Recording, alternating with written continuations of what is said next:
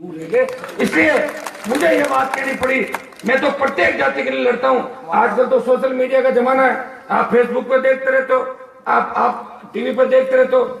जहां भी राजस्थान का किसान तकलीफ के अंदर है, चाहे ट्राइबल बेल्ट के अंदर ग्रासियों को तकलीफ पड़ी, मीणा बेल्ट के अंदर, अगर मीणाओं ने मुझे याद किया, गुजरों के ऊपर जब गोलियां चल रही थी तब भी भारतीय जनता पार्टी में बेटा जी और हम थे, और मैंने भाजपा में रहते हुए भी कहा कि वसुंधरा गुजरों पे गोलियां बरसाना बंद करे।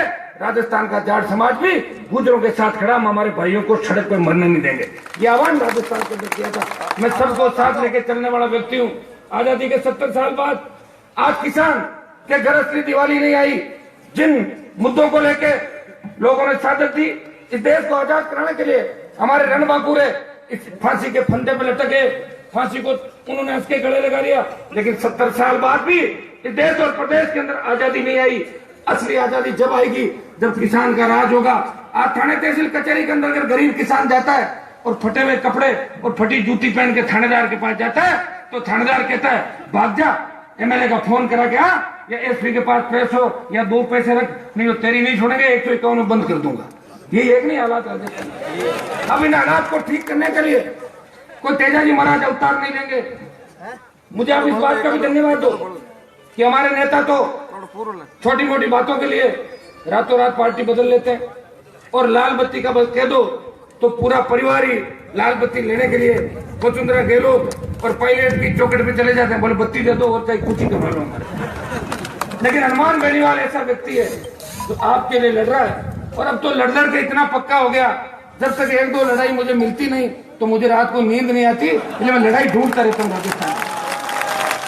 मैं आपको इतना ही भरोसा दिलाता हूँ कि मेरी कोई व्यक्तिगत लड़ाई नहीं किसी से, और मुझे अगर मंत्री बनना होता, बेटा जी इस बात के गवाह है कि मैं 2003 के अंदर अगर वसुंधरा के साथ चलता तो मैं 2-3 बार मंत्री बन जाता। लेकिन मैंने कहा मैं वसुंधरा गहलोत की सैंडल चप्पल नहीं उठाऊंगा, मैं संतरी बन के आपकी सेवा करूंगा, और मैं राजस्थान में किसान के बेटों की और किसानों की संतरी बन के राजस्थान के कोने कोने के अंदर मैं सेवा कर रहा हूँ।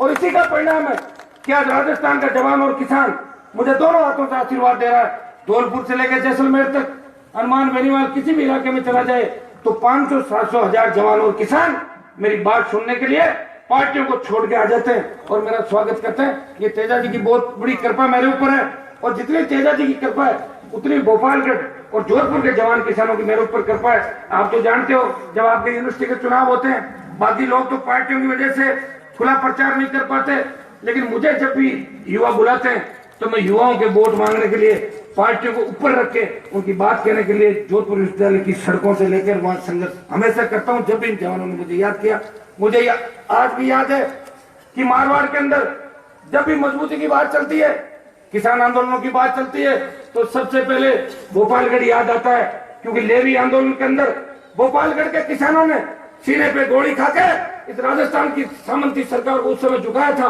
और लेवी किसानों की राजस्थान के अंदर माफ कराई थी। ये भोपालगढ़ के जवान किसान है। मैंने भोपालगढ़ वालों की एक बात देखी है, ये चाहे जिसको हीरो बना देते हैं और चाहे जिसको जीरो बना देते हैं। अभी तो आपका मूड मेरे लिए तो ठीक लग रहा है, तो मैं तो यही मानू मेरे को आगे रह जाऊंगा। और आपका जोश देख के मैं खुद चार्ज होता रहता हूँ। कई बार सरकार बहुत पीछे पड़ी, आप तो जानते हो कि वसुंधरा तो ये कहती है कि मेरा कांग्रेस से कोई झगड़ा नहीं, मैं हनुमान को नहीं देखना चाहती।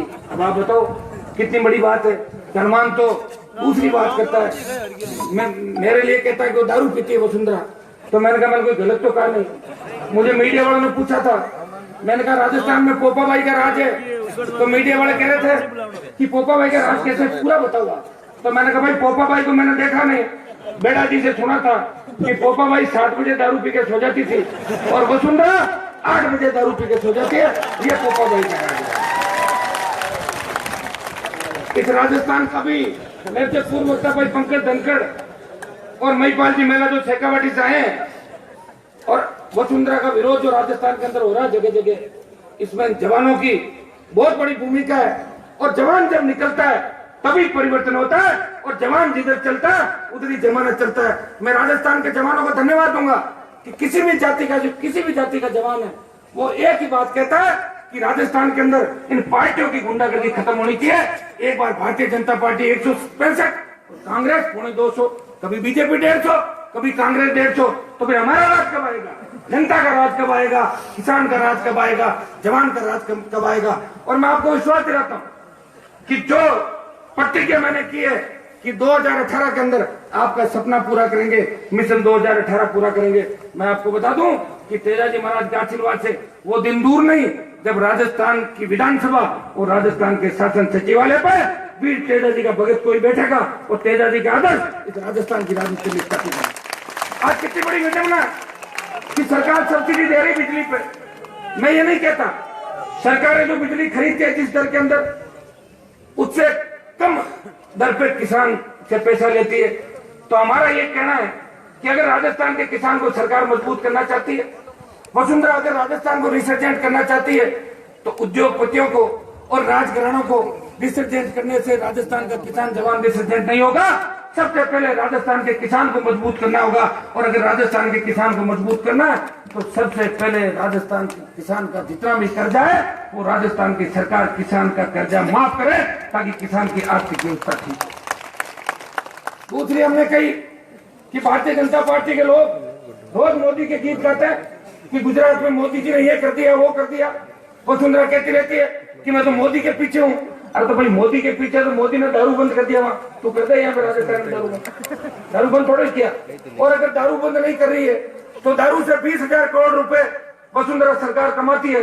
आप तो 7,000 करोड़ रुपए बिजली के मामले में सब्सिडी दे दो, इस राजस्थान के अन्नदाता की पूरी बिजली माफ हो जाएगी। ये बात हम राजस्थान की विधानसभा और सड़कों पे करते हैं। मैंने तो विधानसभा के अंदर ये भी बात कही थी कि बिजली थानों की क्या आवश्यकता है। अगर कोई एक आदमी एक अपराध करता है तो उसको एक सजा मिलती है। आप सीट भी भरते हो, किसान को जेल में भी डालते हो, या तो सीट भर लो या जेल में डाल दो। इस राजस्थान के इन बिजली थानों को उठा के वसुंधरा अपने ससुराल धौलपुर ले जाओ।